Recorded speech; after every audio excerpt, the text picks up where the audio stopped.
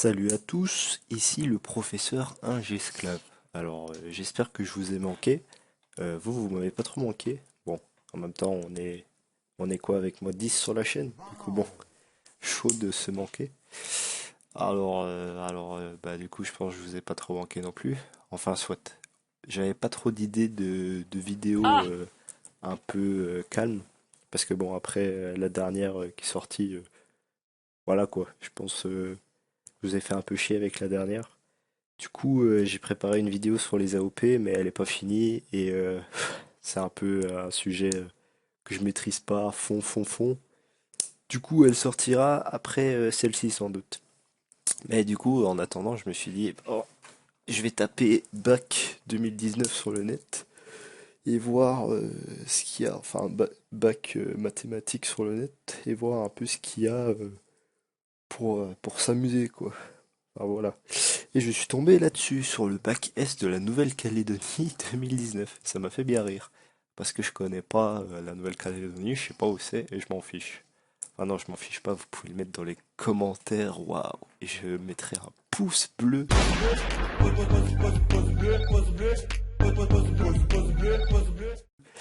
Et en plus, comme je suis un génie du YouTube marketing, et ben je me suis dit, tiens, ce serait une superbe idée de faire une vidéo sur les sujets du bac, de mathématiques donc, mais attention, 2 mois après celui-ci, et même après les rattrapages, vu qu'on est déjà en presque mi-septembre. Du coup, je suis déjà un génie, je fais ça au pire moment, mais au moins, ça sera fait. Voilà. Ok, bon, trêve de tergiversation, hein. Commençons direct avec bah, cet exercice du coup que j'ai trouvé. C'est le dernier que je peux voir sans payer, du coup bah on va le faire, on va faire la partie A et la partie B. Alors, partie A. Alors, commençons. Déterminer la limite de g de x quand x tend vers plus l'infini. Alors, je vais réécrire le truc, l'expression de g, l'équation de g, comme ça, ici, comme ça, je dois pas à chaque fois regarder l'écran. Ce qui est un peu chiant déjà que je dois regarder le retour caméra vu que cette webcam fait de la merde. Alors, d'ailleurs, il serait temps que j'investisse dans de meilleurs matos. Bref, c'est pas le sujet. Bah, tout simplement, on va remplacer. Comment faire une limite? Bah, on remplace tout simplement le x par plus l'infini. Bah, du coup, ça va nous donner plus l'infini fois bah, plus l'infini, hein. Moins 2, on s'en fout. Du coup, ça fait plus l'infini. Voilà, un point. Normalement, un point. Enfin, espérons que je me suis pas trompé, hein. Alors, limite quand x tend vers moins l'infini. Alors, tiens, c'est marrant ça, parce qu'on nous donne la réponse. On nous dit que la limite en moins l'infini, ça vaut moins 2. Et il faut le prouver. Du coup, si je trouve moins 3, je sais déjà que j'ai pas bon. Du coup, c'est sympa. C'est cool. Vous voyez, après, les gens ils disent le bac c'est difficile. Mais non, c'est facile. Alors, ben, du coup, ben, on pourrait se dire, ben, on va remplacer ici, ben, ça fait moins l'infini, fois exposant moins l'infini, moins 2. Sauf que ça fait ben, moins l'infini, et ça fait 0. Et du coup, on a soi-disant un cas d'indétermination. Sauf que c'est pas vrai, parce que ça, c'est une exponentielle, donc avec un exposant. Et du coup, ça croît. Enfin, ici, en l'occurrence, ça décroît beaucoup plus vite que ce machin-ci, hein. Et du coup, c'est le zéro qui prime. Et du coup, ça va nous donner 0. 0 moins 2, ça fait moins 2. Voilà, démonstration faite. Enfin, faite à l'oral, hein. Voilà. Alors, 3. Donc, on admet que la fonction g est dérivable sur R. Et on donne g' sa dérivée. Donc, du coup, ça veut dire que c'est continu, hein. Ça, Mais tout ça, c'est on le marqué sait, c'est dans vérifiable, c'est l'énoncé. ça bien. Vous allez voir pourquoi je dis ça, c'est parce que j'ai déjà lu le truc vite fait avant de le faire. C'est vrai, il y a des petits malins qui ont déjà vu pourquoi je dis qu'elle est continue et que c'est intéressant. Du coup, je le note, hein, continu. Et du coup, dérivable. En tout point. Dérivable. Alors, et on note G' sa dérivée. Bon, on va trouver G'. Alors, G'. Alors, ben, ici, c'est bien simple, hein. Ici, on a le moins 2, ben, on s'en branle parce que c'est une constante et du coup, ça donnera 0. Du coup, on s'en fout. Ça, c'est fait. Et maintenant, le x plus 2 fois l'exposant x moins 4, ben, c'est une multiplication. On peut tout simplement faire euh, du coup la dérivée d'une multiplication et du coup, ça donne d de x plus 2 sur de x fois e exposant x moins 4 plus d de e exposant x moins 4 fois par dx fois x plus 2. Hein? C'est la fameuse formule du multiplication de dérivée. Hein. Pif. J'avais mal foutu la feuille. J'espère que je l'ai pas mal foutu depuis le début. Ta. Alors, du coup, bah, ceci, la dérivée de x plus 2, bah, ça fait 1. Du coup, ça va donner e exposant x moins 4, hein, parce que 1 fois e exposant x moins 4, ça fait e exposant x moins 4. La dérivée de e exposant x moins 4, bah, c'est tout con, c'est e exposant x moins 4, hein, vu qu'on touche pas au x et qu'à côté on a une constante. On s'en fiche, il y a juste que bah, le terme ici en haut reste le même. Hein. On va pas s'amuser à le changer. Et ici, x plus 2, bah, ça reste x plus 2. Et du coup, bah, on peut mettre en évidence le e exposant x moins 4 fois x plus 2 hein, qu'on avait ici, plus 1 du coup, plus 1.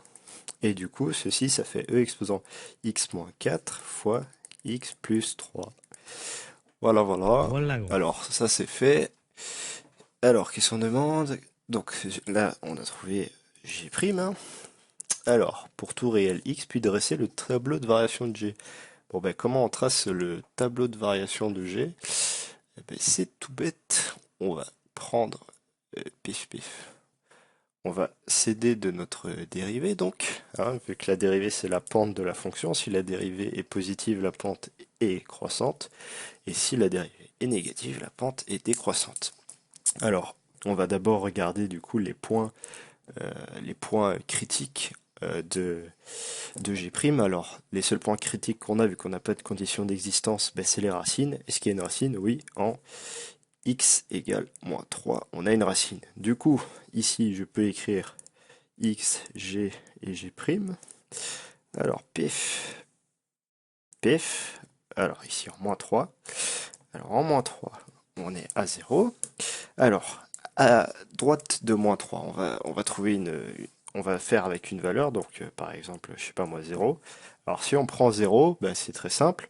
On a e exposant 0 moins 4, ça fait e exposant moins 4, fois, donc e exposant moins 4, ça nous donne un truc positif, hein, parce que 1 sur e exposant 4, ben, ça donne un truc positif sur un truc positif, du coup ça donne un truc positif, voilà. Et x plus 3, donc x ça vaut 0, donc ça fait 0 plus 3, ça fait un truc positif, ça donne plus 3, du coup ça fait plus par plus, et du coup ça nous donne du plus. Voilà. Et maintenant on va faire pareil de l'autre côté, avec un autre chiffre, je sais pas moi, moins 5, un autre nombre, pardon. Enfin ici en l'occurrence c'est un chiffre aussi, soit. Alors, moins 5, moins 4, ça fait moins 9, ça fait 1 sur e exposant 9, du coup ça donne un truc positif. Hein. Voilà. Et de l'autre côté, bah, ça donne un truc négatif. T'entends? Et du coup, au final, on se retrouve avec un truc négatif. Et du coup, la pente de G, pef. Donc, elle décroît, elle est nulle, et puis elle recroît. Voilà. Enfin, je veux pas dire que G est nul, je veux dire que sa pente, elle est nulle, en moins 3. Voilà. Pef. Voilà. Bon, ça, c'était juste pour dire par quoi je remplaçais. Hein. C'est pas seulement en 0 et en moins 5, du coup, je les barre. C'est juste pour dire par quoi je remplaçais. Voilà. Pif, on dirait une petite étiquette de supermarché. Pif. Ouais, j'adore dire pef. Alors là, du coup, on arrive à la 4 que j'ai dit que c'était un peu plus intéressant. Et pourquoi j'ai dit que c'était continu avant et dérivable?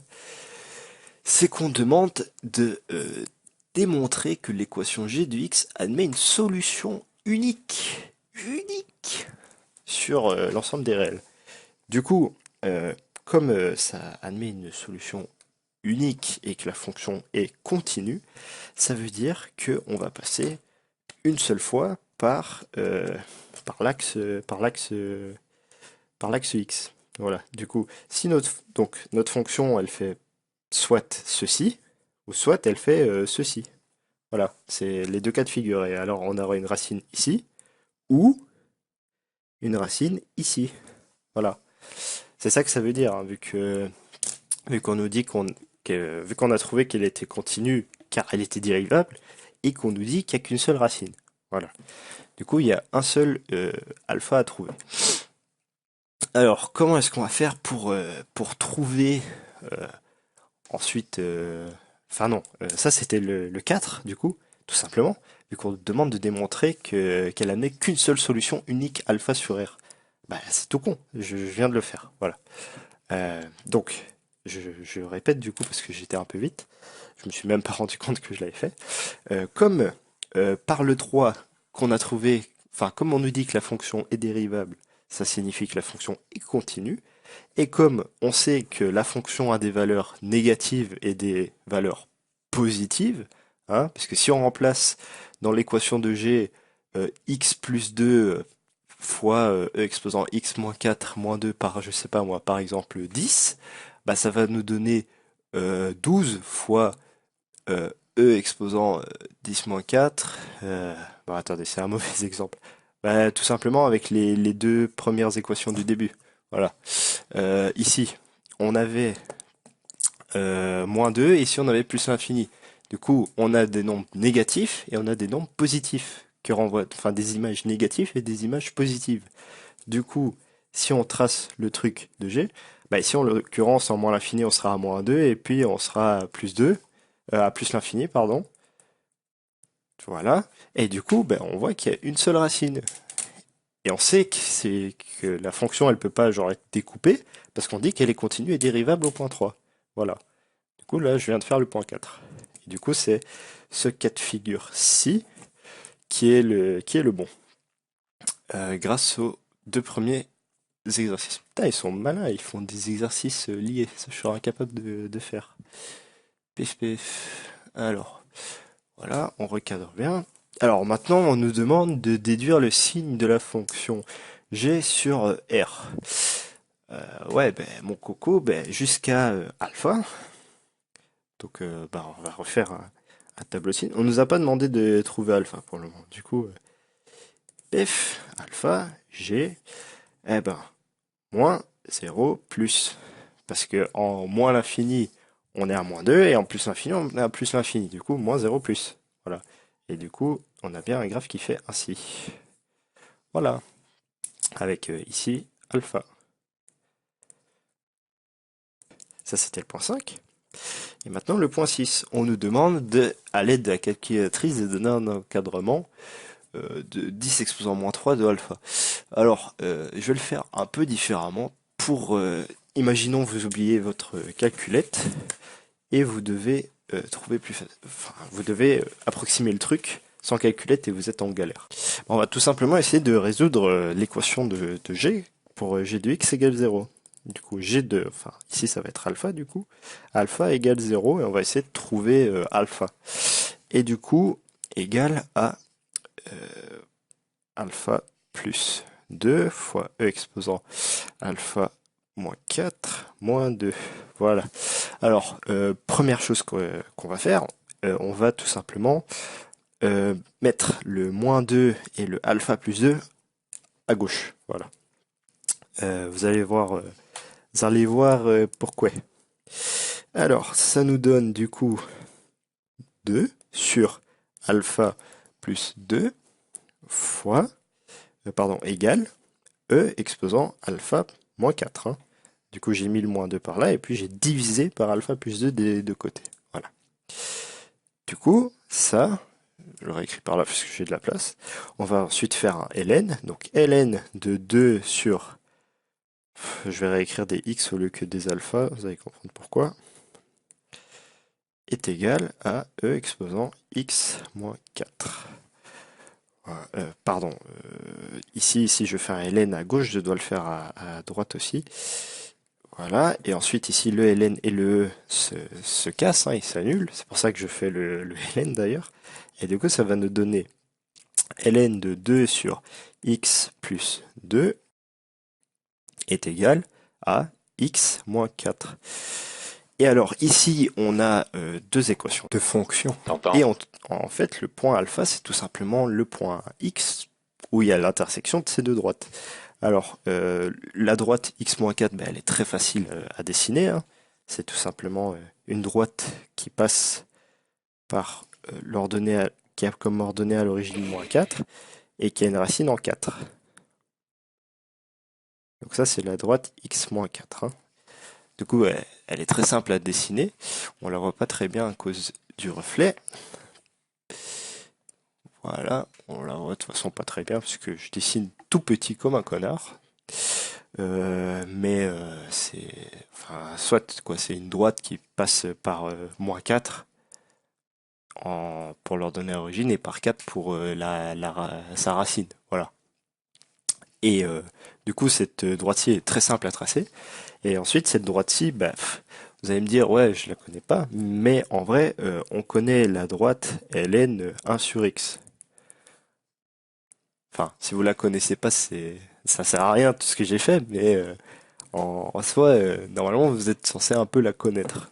Et du coup, la droite ln 1 sur x, bah, si on la trace sur un graphique, c'est tout simplement un truc qui fait ainsi.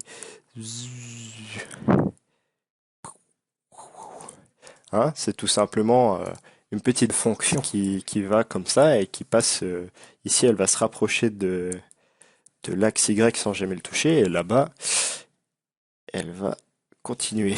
Voilà. Et du coup, ben, on a juste appliqué une translation ici sur les X. Du coup, on peut tout simplement la décaler par là. Voilà. Et ensuite, on a fait une dilatation de facteur 2. Voilà, on sait plus ou moins ce que ça fait. Voilà, voilà. Alors, je viens de me dire un truc. Est-ce que ce facteur 2, on peut pas le sortir justement pour que ça soit moins chiant? Alors, voilà. Alors, du coup, on avait quoi déjà? On avait ln de 2 sur x plus 2, si je dis pas de conneries, égale x moins 4. Eh ben, ça, on peut tout simplement faire ln de 2 plus ln de 1 sur x plus 2, hein, grâce aux propriétés des logarithmes, égale x moins 4. Et du coup, ça nous donne ln de 1 sur x plus 2 est égal à x moins 4 moins ln de 2. Et donc, finalement, il faut quand même s'aider un peu de la calculette. Hein. Alors, x moins 4 moins ln de 2, ça nous fait...